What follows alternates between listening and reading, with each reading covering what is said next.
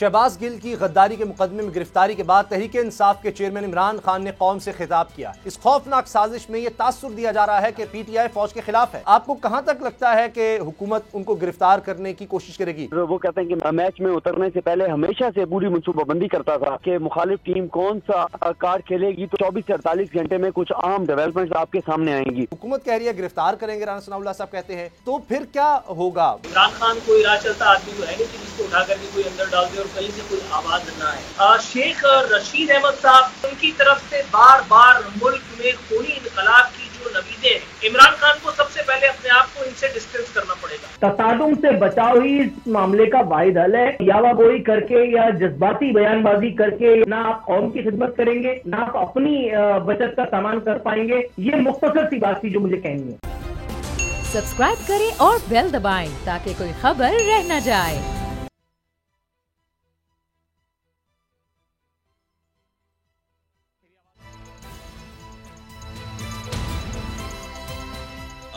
पता चला। बिस्मिल्लाहिर्रहमानिर्रहीम, अस्सलाम वालेकुम। मैं हूं मोहम्मद उसामा गाजी और आप देख रहे हैं पता चला। शहबाज गिल की गद्दारी के मुकदमे में गिरफ्तारी के बाद तहरीक इंसाफ के चेयरमैन इमरान खान ने कौम से खिताब किया, जिसमें इनका दावा था कि इनकी पार्टी को फौज से लड़ाने की साजिश हो रही है। इमरान खान का कहना है कि हुकूमत गिराने के बाद प्लान बना गया है कि मुल्क की बड़ी सियासी जमात और फौज को लड़वा दिया जाए। टीवी पर कौम से खिताब करते हुए इमरान खान ने कहा कि रजीम चेंज की साजिश अब आगे चल रही है। इस खौफनाक साजिश में यह तासुर दिया जा रहा है कि पीटीआई फौज के खिलाफ है। चेयरमैन तहरीक इंसाफ ने कहा कि बैरूनी साजिश के जरिए हमारी हुकूमत को हटाया गया। हुकूमत गिराने पर इसराइल और इंडिया में खुशी मनाई गई। इमरान खान के बकौल इंडिया में कहा जाता था कि इमरान खान और फौज एक पेज पर है।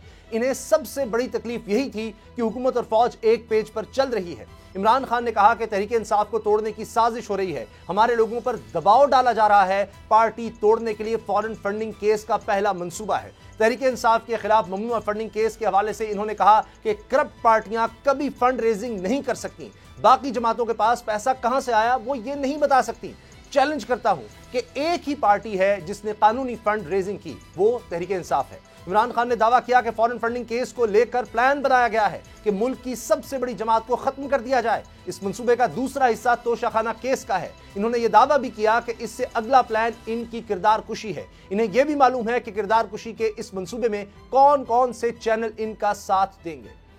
इमरान खान ने स्वात में टीटीपी की वापसी पर भी सवाल उठाए और साथ ही साथ उन्होंने शहबाज गिल की गिरफ्तारी पर भी इजहार ख्याल किया। शहबाज गिल ने जो कहा, अगर कानून के खिलाफ है तो कानून के मुताबिक कार्रवाई करें। हर इंसान को कानून के मुताबिक सफाई का मौका मिलना चाहिए। गाड़ी के शीशे तोड़े गए, ड्राइवर को मारा गया, ये क्या है? इमरान खान ने अपने खिताब में अवाम को पीडीएम जमातों के कायदीन के वो सारे मुतनाज़ा बयान सुनाए जो उन्होंने इदारों के हवाले से दिए। इन्होंने कहा कि जब मुंबई में हमले हुए थे तो आसिफ जरदारी ने बयान दिया था कि आईएसआई के डायरेक्टर जनरल को मुंबई भेजा जाए। यही आसिफ जरदारी हुसैन हक्कानी के जरिए अमरीकियों को मैसेज भेजता है कि आसिफ जरदारी को पाकिस्तान की फौज से बचाएं। दूसरी तरफ नवाज शरीफ ने मुंबई हमलों के बाद इंटरव्यू में बताया कि वो लड़का पाकिस्तान से था जिसने हमला किया।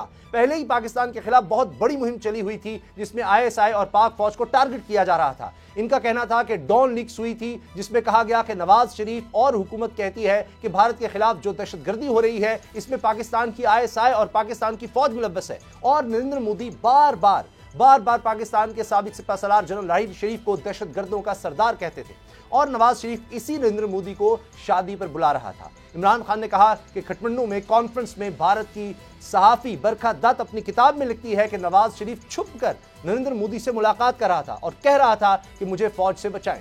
ये लोग आज हमें कह रहे हैं कि हम गद्दार हैं। इन लोगों के अरबों डॉलर बाहर पड़े हैं। इनकी करप्शन की दास्तानें बैरून मुल्क किताबों में भी लिखी गई हैं। बीबीसी की डॉक्यूमेंट्री में भी इनकी चोरी का जिक्र है।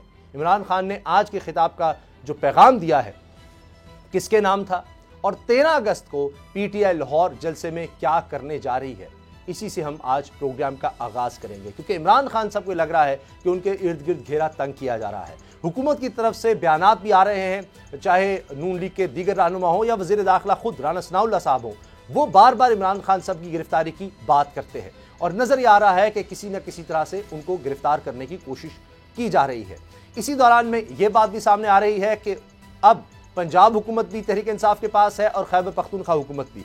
तो ये भी कहा जा रहा है कि परवेज़ इलाही साहब ने ये कह दिया है, वज़ीर आला पंजाब ने हुक्म दे दिया है कि 25 मई को जिस तरह से लॉन्ग मार्च में तहरीक इंसाफ के कारकुनों पर, ख़वातीन पर, बच्चों पर तशद्दुद किया गया, आंसू गैस के शेल फेंके गए, इनके पीछे जो किरदार है उनको गिरफ्तार किया जाएगा। तो अब असद उमर साहब का बयान भी साथ सुन लीजिए कि वो कहते हैं अगर हमारे 10 लोग गिरफ्तार हुए तो बदले में 20 लोग गिरफ्तार किए जाएंगे। तो क्या अब ये गिरफ्तारियों का माहौल बनने जा रहा है? शहबाज गिल के बाद क्या मजीद गिरफ्तारियां हो सकती हैं?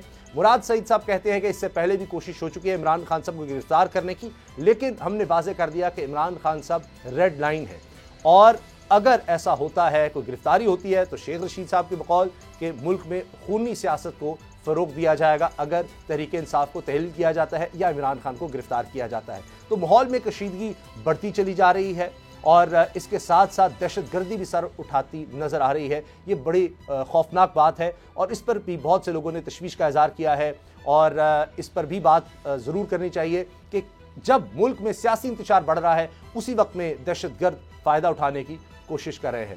नूर आरफीन मेरे साथ है। आरफीन, इमरान खान साहब जो बात कर रहे हैं कि एक प्लान अब बनाया गया है कि किसी तरह से तहरीक इंसाफ को टारगेट किया जाए, ख़त्म किया जाए, तोड़ दिया जाए।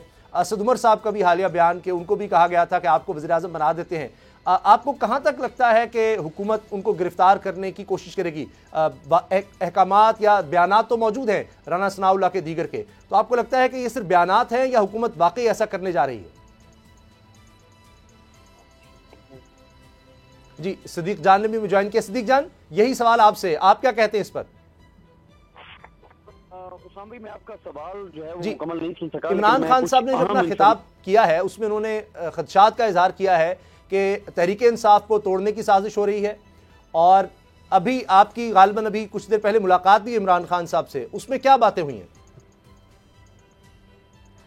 जी बिल्कुल, तो प्रेस कॉन्फ्रेंस है वो तो ज़ाहिर है आप भी और नाज़रीन भी सुन चुके होंगे, लेकिन हमारी जो मुलाकात हुई है वो बहुत इंपॉर्टेंट थी और उसमें इमरान खान के ये अल्फाज थे कि मुझे सारी साजिश और सारे मंसूबे की तफसीलात मुझ तक पहुंच चुकी हैं, लेकिन वो बहुत कॉन्फिडेंट हैं। वो कहते हैं कि मैच मुश्किल है, मैच फंस गया है, लेकिन आखिर में जीतना हम नहीं है। और वो कहते हैं कि उन्होंने हिकमत अमली बना ली है, जिस तरह वो पहले भी कहते हैं कि माइंड गेम है, और वो कहते हैं कि मैं मैच में उतरने से पहले हमेशा से पूरी मनसूबाबंदी करता था कि मुखालिफ टीम कौन सा कार्ड खेलेगी, तो और वो कहते हैं कि मैं हमेशा से अटैकिंग पोजीशन में ही रहा हूं, और अब भी वो कहते हैं कि आप देखेंगे अगले 24 से 48 घंटे में कुछ अहम डेवलपमेंट्स आपके सामने आएंगी। वो बहुत कॉन्फिडेंट थे, लेकिन कंसर्न वो सबसे ज्यादा जो हमारे साथ मुलाकात में भी थे और जिस पर एक चीज पर वो कंसर्न थे, फिक्रमंद थे, वो यही थी कि वो समझते हैं कि ये जो साजिश है जिसमें ये दिखाया जा रहा है, दिखाने की कोशिश की जा रही है कि तहरीक इंसाफ जो है वो और फौज एक दूसरे के दुश्मन है और तहरीक इंसाफ जो है वो फौज के खिलाफ है, तो इस पे वो कंसर्न नजर आया और उनका कहना था कि इससे हमें तो कोई नुकसान नहीं होगा, इससे मुल्क को नुकसान होगा, इससे पाकिस्तान को नुकसान होगा। इस एक चीज पे नजर आए, लेकिन बाकी वो कहते हैं कि वो ज़हनी तौर पर तैयार हैं कि उनको क्या करना है, क्या चीजें होंगी। वो ये कहते हैं कि उन तक तमाम जो मंसूबा है उसकी तफसीलात पहुंच चुकी हैं, और उन्होंने हमारे साथ मुलाकात में भी ये बात कही कि मैं कैसे पाकिस्तान की फौज का मुखालिफ हो सकता हूँ। मैंने हमेशा हर फोरम पे पाकिस्तान की फौज को डिफेंड किया, पाकिस्तान की फौज का दिफा किया, और वो एक चीज कहते हैं कि आज वो लोग हमें फौज मुखालिफ होने का ताना दे रहे हैं जिनकी फौज दुश्मनी के सबूत मौजूद हैं, जिन्होंने डाउन लिस्ट किया, जिन्होंने मेमो गेट किया। और इमरान खान कहते हैं कि उन्होंने इंडिया जाकर भी हमेशा पाकिस्तान की फौज को डिफेंड किया, और जब भी पाकिस्तान की फौज पर बात आई तो वो खुलकर सामने आए। तो वो ये कहते हैं कि वो अब भी ये समझते हैं कि पाकिस्तान के लिए पाकिस्तान की मजबूत फौज बहुत जरूरी है, और जिस दिन पाकिस्तान की फौज खुदा न खास्ता कमजोर हो गई तो उसका नुकसान पाकिस्तान को बहुत ज्यादा होगा। और इमरान खान साहब ये कहते हैं कि वो किसी भी सूरत में इस साजिश को कामयाब नहीं होने देंगे, और वो ये समझते हैं कि तहरीक इंसाफ के खिलाफ ये जो पूरी एक मीडिया जिसमें ये तासुर देने की कोशिश की गई है कि तहरीक इंसाफ जो है वो फौज के खिलाफ कंपेन कर रही थी, तो इमरान खान कहते हैं कि इसमें कोई हकीकत नहीं है, और ये जो साजिश है ये साजिश उसी जो एक लार्जर प्लान था जिसके तहत ये किया गया कि तहरीक इंसाफ के बारे में कि हुकूमत तब्दील की गई, तो वो कहते हैं कि ये उसी गेम का हिस्सा है और ये उसी का तसलसल है। और अब जब देख लिया जाए कि 17 जुलाई को तहरीक इंसाफ को शिकस्त नहीं दी जा सकती, जो अब खेल थे मुझे और मेरी जमात को बाहर करने के हवाले से साजिश जो है उसको आगे बढ़ाया जा रहा है। अच्छा आरिफीन, आपको क्या लगता है, इमरान खान साहब खदशात का इजहार करें, तहरीक इंसाफ को तोड़ने की कोशिश हो रही है, लेकिन जिस तरह सिद्दीक जान ने बताया कि उनसे मुलाकात में उन्होंने कहा कि वो बड़े पुरएतमाद हैं इमरान खान साहब और वो कहते हैं कि मुझे सारी साजिश की समझ आ चुकी है और बड़ा मुश्किल है ये मैच, लेकिन जीत हमारी होगी, यानी तहरीक इंसाफ की होगी। यही बातें वो करते थे जब हुकूमत उनकी गई, और फिर वो बातें बिल्कुल कुछ हद तक, काफ़ी हद तक सच नजर आई। ज़िमनी इलेक्शन देख लें, हुकूमत में आकर भी हुकूमत मुश्किल में आ गई, पंजाब हुकूमत भी तहरीक इंसाफ के पास आ गई, तो बज़ाहिर तो लगता है कि वाकई उनकी वो बातें भी ठीक थी कि उनको इसमें हार में भी उनकी तो किसी ना किसी तरह से फतह हुई हुकूमत जाकर भी। अब आपको क्या लगता है कि हुकूमत कह रही है गिरफ्तार करेंगे, राना सनाउल्लाह साहब कहते हैं अगर गिरफ्तारी होती है, या जिस तरह इमरान खान सब खदशात का इज़हार करें तहरीक इंसाफ तोड़ने की साजिश हो रही है, अगर हुकूमत ये करने में कामयाब हो जाती है तो फिर क्या होगा मुल्क में, मुल्क किस तरफ जाएगा फिर? इमरान खान मुल्क का साबिक वज़ीर आज़म है, वो एक मकबूल जमात या बहुत सारे लोगों के नज़दीक एक गैर मकबूल जमात का एक सरबराह है। इमरान खान कोई राह चलता आदमी तो है नहीं कि जिसको उठा करके कोई अंदर डाल दे और कहीं से कोई आवाज़ ना आए। सबसे पहले ये जो कुछ हो रहा है इस वक्त मुल्क में अनारकी की सजा है, लेकिन इस एक तकरीर में, इस एक खिताब में जो आज इमरान खान साहब ने किया, बहुत कमी महसूस हुई मुझे कुछ चीज़ों की। सदीक जान की बात भी मैंने बड़ी तवज्जो से सुनी, आपका इंट्रो अनफॉर्चुनेटली में नहीं सुन सका। इमरान खान साहब को डिस्टेंस करना पड़ेगा अपने आप को उन तमाम आवाज़ों से जो इस वक्त इदारों के हवाले से यावागोई करने में मगन है। शेख रशीद अहमद साहब जाती हैसियत में चाहे उनको आप कुछ भी कह लें, लेकिन बहरहाल 8-9 मरतबा वो MNA रह चुके हैं, पार्लियामेंटेरियन रह चुके हैं। इमरान खान साहब का इस वक्त वो साथ निभाने की कोशिश में मसरूफ है, लेकिन उनकी तरफ से बार बार मुल्क में खूनी इनकलाब की जो नवीदें हैं, इमरान खान को सबसे पहले अपने आप को इनसे डिस्टेंस करना पड़ेगा। अभी ये जो कल जो मामला चला है, जो सुबह से मुख्तलिफ लोगों की उठापटक हुई है, उसमें शहबाज गिल साहब ने बुनियादी जो है वो गलती का इर्तिकाब किया है। मैं ये नहीं कहता कि ये सीधा और दानिस्ता हुआ होगा, लेकिन नादानिस्तगी में भी सही किसी को, जैसे मैंने एक क्लिप देखा उसमें फैसल जावेद साहब बाकायदा बड़ी खूबसूरती से अपने आप को डिस्टेंस कर रहे थे इस एक बयान से। उन्होंने कहा कि अगर किसी ने इदारों पर उंगली उठाई तो उसका एहतसाब होगा, जो बड़ी अच्छी बात है, बड़ी खुशाइंद बात है। माजरत। इसी तरह से असद उमर साहब को मैंने सुना जी, उन्होंने कहा कि मैंने तो सुना ही नहीं है बयान। इमरान खान को मेरा अपना ख्याल है, सबसे पहले ये अपनी पोजीशन क्लैरिफाई करनी चाहिए कि जो इस किस्म की गैर मकबूल या बेवकूफाना अहमकाना आवाजें आ रही हैं, इमरान खान से अपने आप को दूर कर लें। दूसरी बात, राना सनाउल्लाह, इसमें कोई शक नहीं है। अच्छा आरिफीन, बहुत माजरत, अगर माइक आप कुछ अपने करीब कर सकें, शायद आवाज़ आपकी चूँकि इस वजह से बहुत ही कम आ रही है, तो मैं दोबारा आपसे इसी बारे में बात करूँगा। सिद्दीक जान, एक तरफ हमने देखा शहबाज गिल की जब गिरफ्तारी हुई है तो उसके बाद बहुत सा मीडिया हाउसेस भी बाकायदा हमने देखा ट्रांसमिशंस, और पता नहीं कितना बड़ा कारनामा हो गया, क्या हो गया, और फिर उसके बाद बड़े बड़े जय्यद और सीनियर सहाफ़ियों ने ऐसे जैसे वो वहाँ मौजूद थे जब तफ्तीश हो रही थी, और बताया कि जनाब उनको इस तरह से कोई कह रहा है जी मुर्गा बनाया गया है, वो बोलने लग गए हैं। उन्होंने बता दिया कि मैंने तो इमरान खान के कहने पे किया था। एक साहब ने लिख दिया कि मतलब कहीं मैसेज चला है वेल डन, और यानी अजीब और गरीब बातें, जैसे वो वहाँ मौजूद हैं, सारी तफ्तीश का उनको पता चल रहा है। लेकिन शहबाज गिल साहब आए, उन्होंने तो कहा कि मैंने कुछ ऐसा नहीं कहा और मेरे बयान को गलत लिया गया है, उन्होंने तो ये बात कर दी। तो ये जो इमरान खान से जोड़ना, और फिर ये बात भी चल रही है कि शहबाज गिल के बाद और भी गिरफ्तारियां हो सकती हैं, और इसमें सबसे अहम बात जो मुझे नजर आई कि इमरान खान साहब ने बड़ा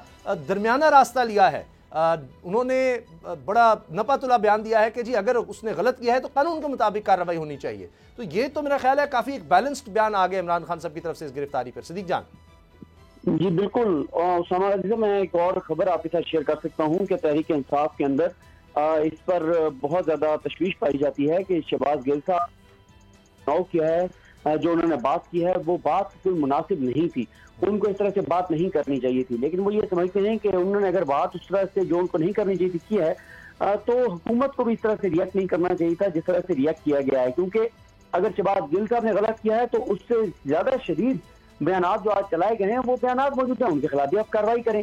तो इसमें जो शहबाज गिल साहब के हवाले से पार्टी के अंदर है कि उनको ये अल्फाज नहीं कहने चाहिए थे, क्योंकि वो ये समझते हैं पार्टी के अंदर बहुत से लोग कि इस वक्त पूरी एक साजिश है, बहाना ढूंढा जा रहा था किसी तरह से तहरीक इंसाफ को फौज मुखालिफ साबित किया जाए, और जाहिर है उसमें कुछ लोग कामयाब भी हुए और मीडिया पे नैरेटिव भी बनाया जा रहा है। आपने देखा मीडिया हाउसेस के हवाले से, और यही बात इमरान खान साहब ने की कि मीडिया के साथ क्या किया जा रहा है, और कुछ मीडिया हाउसेस को साथ मिलाकर उनको पैसे चलाकर ये सारी कैंपेन चलवाई जा रही है।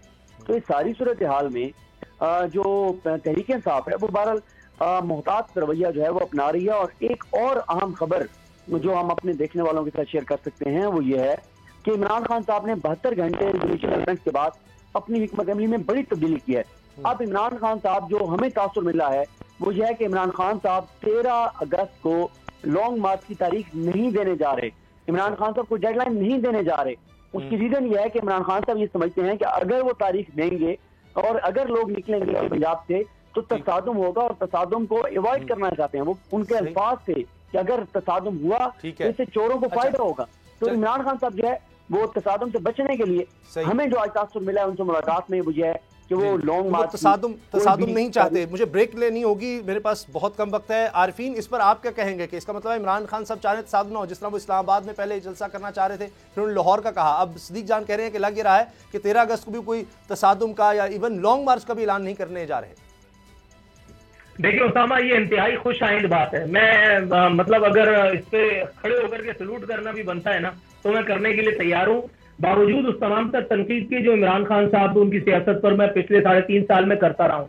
इस वक्त आपको तो पता चल गया है ना कि सामने जो आपका फरीक मुखालिफ है, ये जो PDM और इसके इत्यादियों की हुकूमत है, ये क्या करवाना चाह रहे हैं। इमरान खान साहब, उनकी इंटेलेक्ट ने, उनकी इंटेलिजेंस ने उनको ये बता दिया कि सामने वाला फरीक क्या चाह रहा है। इस वक्त आपको जलसा इधर से उधर करना पड़े, इस वक्त आपको अपने बयानात से यू टर्न लेना पड़े, इस वक्त आपको अपने स्थान से पीछे हटना पड़े, और उसके बाद फिर आप पर सियासी तौर पर तबर्रा हो। Don't even care. आप बस अपने रास्ते पर, अगर आपको लगता है कि सही है, अगर आपको लगता है कि वो रास्ता पाकिस्तान के लिए, पाकिस्तानियों के लिए मुनासिब है, तो आप उस पर चलते रहे। खुदारा तसादुम से बचाव ही इस मामले का वाहिद हल है। जैसा मैंने थोड़ी देर पहले कहा कि यावागोई करके या जज्बाती बयानबाजी करके या कुछ और हरकत और सकनात का मुर्तकिब होकर के इस वक्त ना आप कौम की खिदमत करेंगे, ना आप अपनी बचत का सामान कर पाएंगे। ये मुख्तसर सी बात थी जो मुझे कहनी है। सही। अच्छा, इसमें थोड़ा सा ये भी इस पर बात कर लें क्योंकि हमारे पास भी 1 आध मिनट है कि अभी शहबाज गिल साहब वाला मामला जो है उस पर जाहिर है कि बहुत ज़्यादा बहस हुई, बात भी हुई, हमने देखा बड़े बयानात आए। इमरान खान साहब का ये बयान कि अगर कुछ करना है कानून के मुताबिक करें, तो ये तो बड़ा एक बैलेंस, एक नबतुल्ला सा बयान है कि जी जो भी आपने करना है, अगर उसने गलत कहा है तो कानून के मुताबिक आप कार्रवाई करें। अच्छा, बात ठीक है, लेकिन कानून की डेफिनेशन अपनी अपनी है। इमरान खान साहब के नजदीक जो कानून है वो राना सनाउल्लाह के नजदीक नहीं है, तो फिर आप क्या करेंगे। राना सनाउल्लाह और मुस्लिम लीग नून की पूरी क़यादत, PDM वाले बिल्कुल ये कह रहे हैं कि भाई आपने पहले इल्जाम लगाया कि उसे अगवा किया गया है, जबकि वहां सादा लिबास में भी कोई नहीं था। तो बाकायदा जो गाड़ियां रोकी गई थी, पुलिस वाले वर्दी पहने हुए मौजूद थे, उनके नजदीक कानून की वो डेफिनेशन है। तो फिर आप इस पे इसरार करना इस वक्त छोड़ दें, ये मामलात को कॉम्प्लिकेट करेगा। इमरान खान साहब, शहबाज गिल साहब के हवाले से जैसा मैंने कहा, गलतियां हर एक से होती हैं। शहबाज गिल का तर्ज सियासत नापसंदीदा रहा है, बहुत मुतनाज़ा कैरेक्टर वो रहे। डिस्पाइट दैट इस वक्त बहुत विजडम का सबूत देना पड़ेगा, क्योंकि इमरान खान पर पूरी पार्टी की जिम्मेदारी है, इमरान खान पर PTI के तमाम लोगों की जिम्मेदारी है, PTI के तमाम कारकुनान के सेंटिमेंट्स इमरान खान वाइड से जुड़े हुए हैं। इसलिए इमरान खान को बहुत मैच्योरिटी का, पॉलिटिकल मैच्योरिटी का इस वक्त सबूत देना पड़ेगा, डिस्टेंस करना पड़ेगा। अगेन मैं कह रहा हूं, इमरान खान साहब को अपनी आंखें और कान खुले रखने पड़ेंगे, और वो तमाम सियासी जुगाड़िए जो इस वक्त इमरान खान साहब को कहीं ना कहीं कोशिश करेंगे कि उनका पैर। इमरान खान साहब को भी बड़ा मोहतात और सोच समझकर फैसले लेने की जरूरत है। ब्रेक लेते हैं और ब्रेक के बाद बात करेंगे कि क्या पंजाब में अब पंजाब हुकूमत गिरफ्तारियां करने जा रही है नून लीग के रहनुमाओं की। ब्रेक के बाद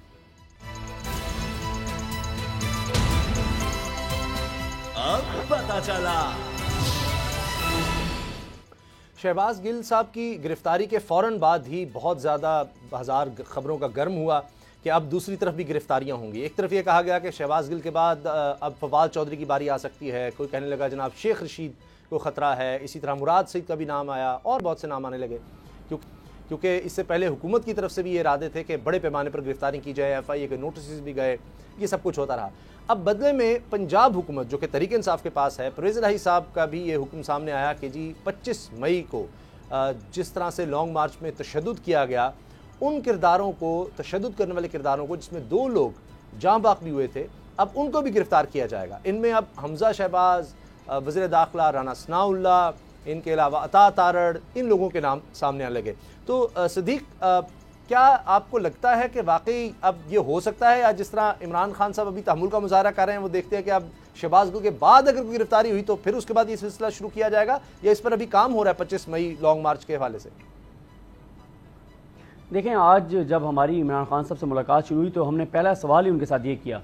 पहला सवाल ये किया कि खान साहब ये बताएं कि आपके ये शहबाज गिल साहब गिरफ्तार हो गए हैं, उसके अलावा इक़दाम शुरू हो गए हैं, बड़ी खौफनाक मनसूबा नज़र आ रहा है और आपके ऊपर हमलावर हो गए हैं, और आप तो हमेशा अटैकिंग पोजीशन में रहते हैं, तो आप डिफेंस भी अपना नहीं कर पा रहे। 2 सूबों में आपकी हुकूमत है, तगड़ी हुकूमतें हैं, क्या कर रहे हैं आप? क्या चौधरी परवेज़ लाई और आपके दरमियान मामला ठीक नहीं है? चौधरी परवेज़ लाई आपकी बात नहीं मान रहे। तो इस पर उनका ये कहना था, उन्होंने ये तो नहीं कहा कि गिरफ्तारी होने जा रही है, लेकिन उन्होंने कहा कि हम क्या करने जा रहे हैं, ये अगले 24 से 48 घंटे में चीज़ें आपके सामने आ जाएंगी। और इस हवाले से उन्होंने कहा कि पंजाब हुकूमत ने जब हलफ उठाया, तो हलफ उठाते ही उसके बाद पंजाब हुकूमत की काबीना ने जब हलफ उठाया, उसके बाद फिर ये मुहर्रम चल रहा था, हफ्ते इतवार की छुट्टी थी, फिर 9-10 मुहर्रम की छुट्टी हो गई। तो वो कहते हैं कि अभी तो हुकूमत संभली ही नहीं थी कि ये इधर हो गया वफाक में।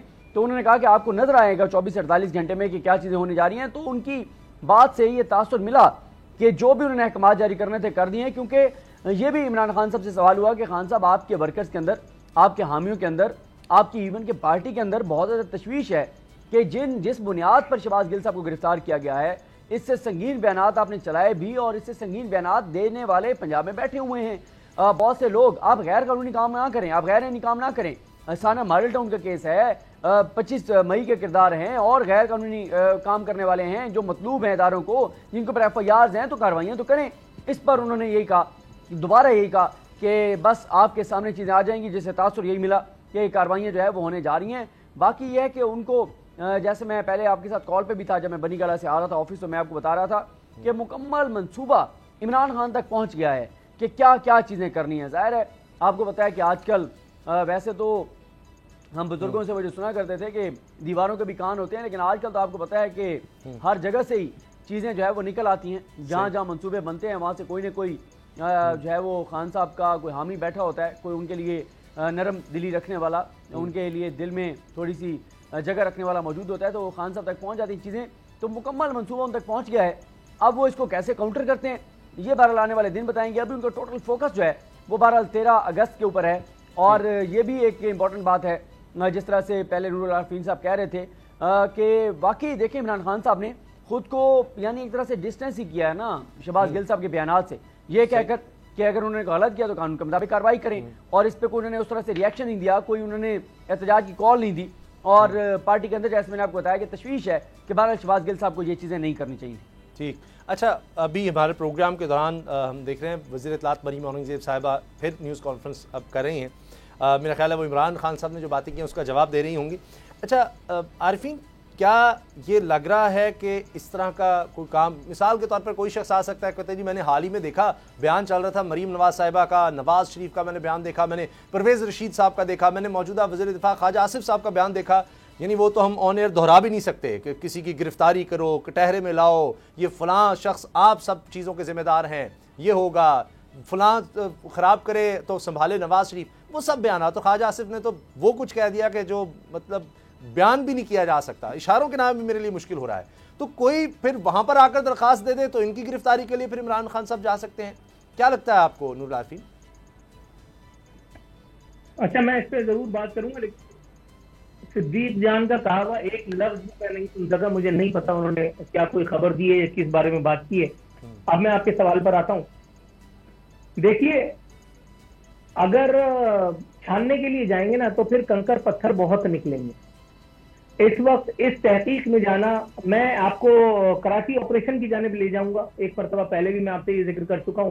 कराची ऑपरेशन जब हो रहा था तो MQM बहुत तीखी चिल्लाई, बहुत सर पैर मारे, बहुत चिल्लाई, बहुत कहा कि जी ANP के खिलाफ भी करें, फलां के खिलाफ भी करें, फलां के खिलाफ। लेकिन जो ऑपरेशन कंडक्ट कर रहे थे उनके पास एक ग्रेटर इंटरेस्ट का, ग्रेटर पब्लिक इंटरेस्ट का एजेंडा यकीनन था। उन्होंने उनकी बात दरखूर इतना न समझी और ऑपरेशन जारी रहा, जिसके फ्यूज बरकत फिर कराची वालों ने देखे। वो शहर जहाँ 100 लाशें गिरती थी, फिर वहां लोग 4 बजे रात तक अपनी फैमिलीज के साथ घूमते फिरते नजर आए।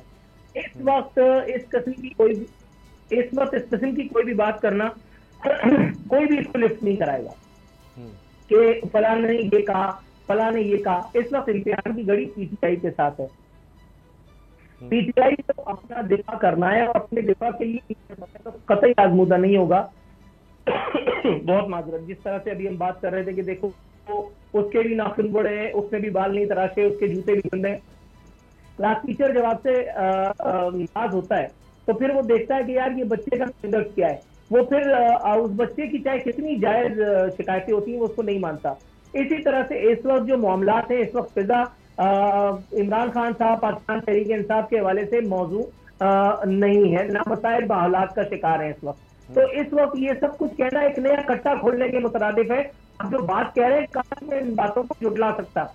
ये जितने बयान आपने बताए हैं मैं उन तमाम बयान का एनी साइड भी हूँ, मैंने उनको देखा भी है और इन बातों पर मैं नून लीग और नून लीग की क़यादत पर अपने प्रोग्राम में, अपने व्लॉग में खबर कर चुका हूँ। मैंने उनको एस्टेब्लिशमेंट भी कहा, मैंने उनको एंटी स्टेट भी कहा।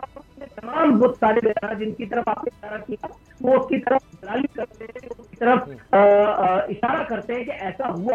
लेकिन मैं दोबारा न्याय आजिज़ी के साथ दस्त अर्ज करता हूं कि इस वक्त इस तहकीक में जाने के बजाय कि फला ने ये किया, फला ने ये किया, फला ने ये किया, इस वक्त एक ग्रेटर इंटरेस्ट में एक अवामी एजेंडे की तरफ आपको आगे बढ़ना है। इस वक्त आपने देखना है कि इस वक्त हर बॉल, देखिए उसामा वो वक्त गया कि जब हर बॉल फुल टॉस थी।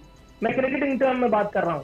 इस वक्त हर बॉलर चाहे वो स्लो बॉलिंग कर रहा हो, इस वक्त यॉर्कर पड़ रही है। इस वक्त बहुत संभल के खेलना है, पिच भी स्लिपरी है, कंडीशंस भी साजगार नहीं है, मामला बहुत दिगरगू हो सकते हैं।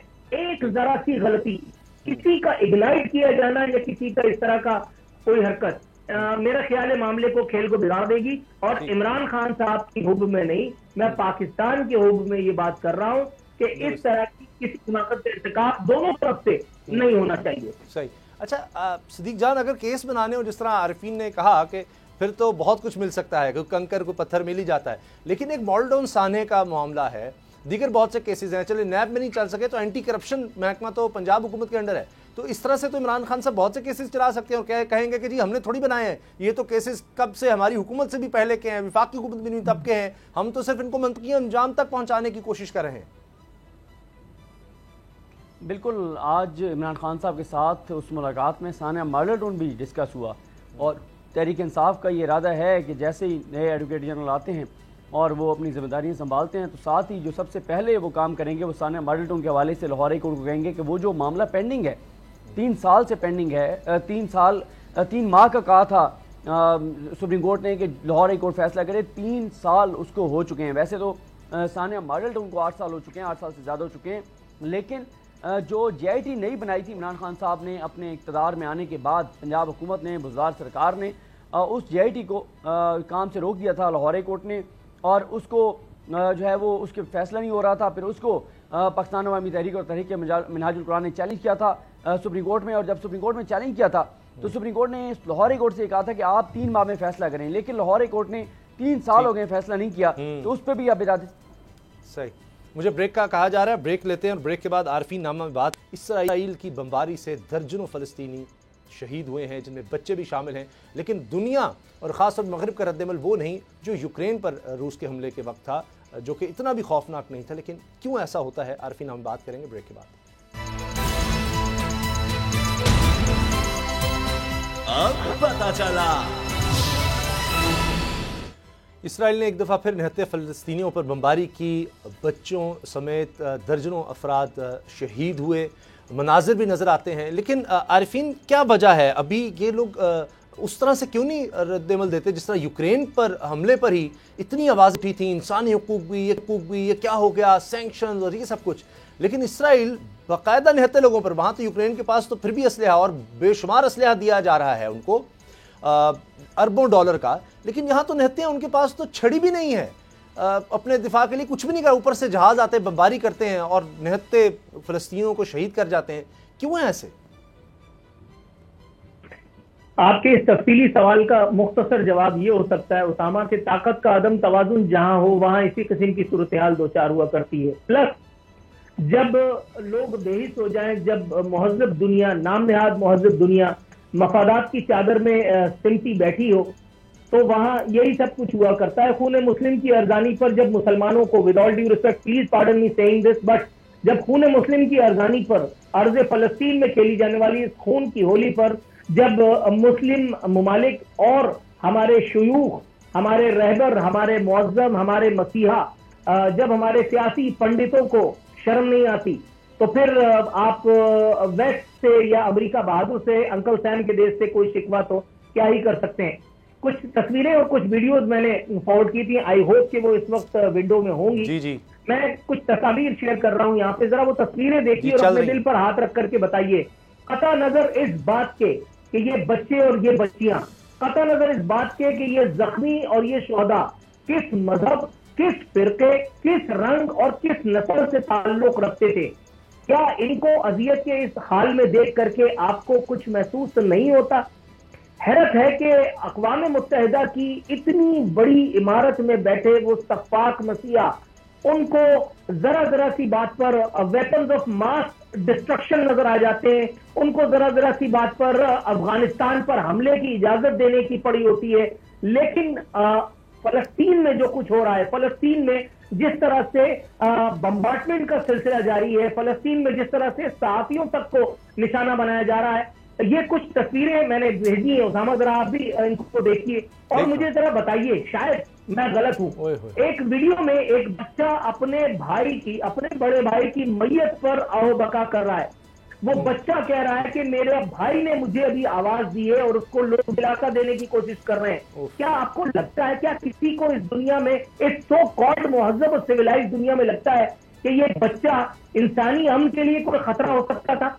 क्या किसी को लगता है कि ये बाप अभी थोड़ी देर पहले या अभी थोड़ी देर बाद, जिसकी तस्वीर अभी आपके सामने आने वाली है, जो अपने मासूम बच्चे को हाथ में लेकर उसका लाशा बुलंद कर रहा है आसमान की तरफ और रब काबा से फरियाद कर रहा है अपने नन्हे शहीद की शहादत पर, क्या किसी को लगता है कि ये सारी शहादतें आलमी अमन को कायम करने के लिए उतनी ही जरूरी थी जितना कि इसराइल ने और अक़वाम मुत्तहिदा ने इसको आपको और मुझ पर साबित कर दिया? मैं हैरान हूं उन तमाम रहनुमाओं पर, उन अरब दुनिया के जगादरियों पर कि जिनके पास बड़ी बड़ी रकूम मौजूद हैं, जो घड़ियों की मद में, जो बड़ी बड़ी गाड़ियों की मद में, जो इंतहाई महंगे और पुरतायुश जहाजों की खरीदारी की मद में न जाने कितनी रकूम जाया कर देते हैं, लेकिन उनको इतनी तौफीक नहीं हो पाती कि ₹1, तेली, पैसा आना, दिरहम और दीनार, $1, पाउंड या यूरो इंसानियत की तामीर के लिए ना सही, लेकिन इन बच्चों के जख्मों पर मरहम रखने के लिए लगाएं। इन बच्चों के जख्मों पर मरहम रखने के लिए क्या मैं और आप, क्या ये मुहज़्ज़ब दुनिया या सब मुहज़्ज़ब दुनिया को मारे गोली? क्या ये OIC, जिसे महातीर मोहम्मद साहब OIC कह करके इसका मजाक उड़ाया करते थे, क्या मुस्लिम दुनिया का कोई लीडर, कोई रहबर इस तरह से नहीं कर सकता? अभी एक तस्वीर में आपको 6 मासूम बच्चियां बिलखती हुई दिखाई देंगी। ये वो बच्चियां हैं जिन्हें बैक जुम्बिश कलम न जाने किस फिरौन ने इनको यतीम कर दिया, इनको चादरे यतीमी दे दी, इनको दागे यतीमी बख्श दिया, इनके माँ और बाप दोनों शहीद हो गए, दागे मफारकत दे गए, और अब ये बच्चियां इस बेरहम दुनिया में अल्लाह के सिवा किसी और के आसरे पर नहीं है। कोई ये बता सकता है कि क्या इन बच्चियों का यतीम किया जाना इसराइल की सलामती और बका के लिए उतना ही जरूरी था? इस तस्वीर में ये जो आदमी अपनी माँ, अपनी बहन, अपनी बेटी या अपनी बीवी के साथ बैठा, अपने सर पर हाथ मार करके, अपने सीने पर 2 हथौड़ा मार करके, अपने न जाने किस बिछड़ने वाले का नौ पड़ रहा है। क्या कोई मुहज़्ज़ब दुनिया का बड़े से बड़ा जगादरी, कोई चौधरी, कोई उम्मत मुस्लिमा का मामा मुझे ये बता सकता है कि इन लोगों की मसीहाई के लिए हमारे अरमान कब जागेंगे? अपने आपसी झगड़ों से निकल करके आपके सब सवाल मुस्लिम वाहिदा की जो बातें करते हैं, हम जो चूरन बेचते हैं गैरत का, हमारे यहाँ जो गैरत ब्रिगेड बात बात पर अंगड़ाई लेकर के खड़ी हो जाती है, क्या उसको इतनी शर्म है कि इन सब मामला को हाईलाइट करे? उसके बावजूद साहब दो तस्वीरें, मैं दो तस्वीरें मैं आपको दिखाना चाहूंगा। एक बात टब में ये दो मासूम बच्चे जिनको इनकी माँ मलबे पे खड़े रह करके नहलाने की कोशिश में मसरूफ है, जरा इन बच्चों को जूम करके इनके चेहरों पर पाई जाने वाली खुशी को देखिए। उसामा, ये है फलस्तीन, ये है वो जिहादी, ये है का वो चेहरा कि जो मौत को सर पे पा करके भी कि जो अल्लाह रब्बुल इज्जत की मैदानियत के सहारे आगे बढ़ते चले जाते हैं, उन्हें कोई सरोकार नहीं, बिल्कुल सही, कोई चौधरी उनकी मदद के लिए आता है या नहीं, वो महज अल्लाह की नुसरत के सहारे आगे बढ़ रहे हैं। और यही सवालात हैं यार कि हमें बतौर मुसलमान और तमाम ये जो 57 इस्लामी मालिक हैं उनको ढूंढने की ज़रूरत है कि क्यों नहीं ये इनका ज़मीर जागता। कम से कम छोड़ दें जी, मगरिब ये कर रहा है वो कर रहा है, आप क्या कर रहे हैं? वो तो इसराइल को तस्लीम करने की बातें हो रही हैं, कई मालिक ने कर लिया, पाकिस्तान पर दबाव डाला गया, यहाँ भी आवाज़ें उठती हैं कि जी तस्लीम कर लेने में क्या हर्ज है, इसराइल को यहाँ तस्लीम कर लेना चाहिए। लेकिन जब तक फ़लस्तीनियों की उमंगों के मुताबिक ये मसला हल नहीं होता, उनको आज़ाद रियासत नहीं मिलती, उनको अमान नहीं मिलती, उनको अपनी ज़िंदगी अपनी मर्ज़ी से गुजारने की इजाज़त नहीं मिलती, तब तक कैसे पाकिस्तान इसराइल को तस्लीम कर सकता है? दुआ में याद रखिएगा, इजाज़त दीजिए, अल्लाह हाफ़िज़। अब पता चला। सब्सक्राइब करें और बेल दबाएं ताकि कोई खबर रह न जाए।